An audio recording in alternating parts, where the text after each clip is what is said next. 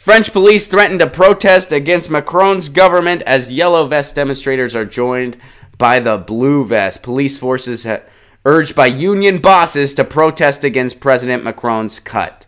The unions have warned of a black day for the police in a blue vest protest. The French government has sought to soothe police forces, demanding improved working conditions by proposing a €300 bonus to officers deployed to the violent protests.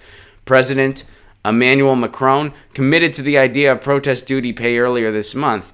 The government's offer came a day or two after police unions announced work slowdowns to protest staffing and other budget issues. And once again, the yellow vest protests are not what a lot of the corporate media is saying they are. It's not only about a gas tax.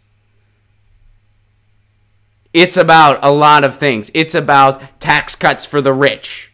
It's about neoliberal policies. It's about workers' rights. Yes, it is against a gas tax, but it's against that gas tax because it's already so high. The taxation is a handout to the oil and gas companies, and they don't have investments in sustainable energy to match it. That's what people are protesting.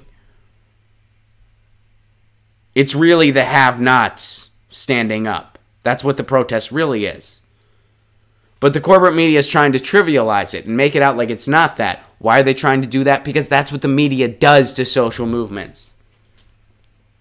Todd Gitlin is the media theorist that laid out the anatomy, the cycle of how social movements are treated by the corporate media.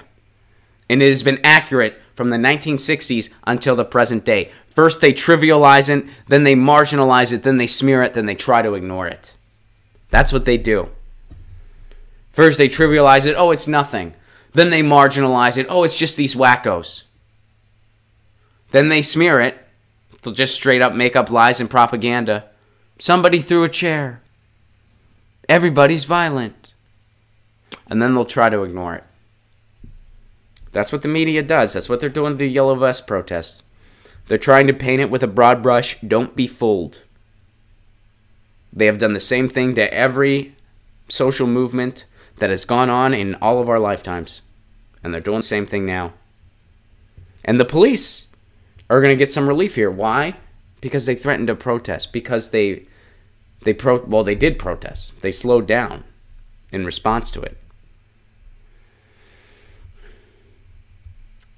A lot of people around the world are being really inspired by what's going on in France right now, and that's a great thing. Extinction Rebellion is growing. The first day is coming to New York, January 26th. We covered that on this show yesterday via David.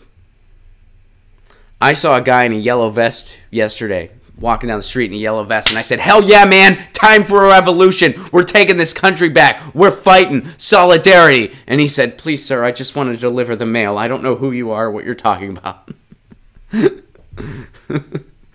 Please, just leave me alone. Honey, I encountered this angry man today yelling about revolution or something. I couldn't tell if he was angry or inspired. But I don't want to wear this yellow vest anymore. I don't know what to do. I don't want to wear this yellow vest. Get your news on with Ron. Don't you want to know what's going on? We're getting our news on today. Get your news on with Ron. Don't you want to know what's going on? We're getting our news on today. Yeah, yeah, yeah. You can tweet me an article at Ron Placone. We'll go through it together and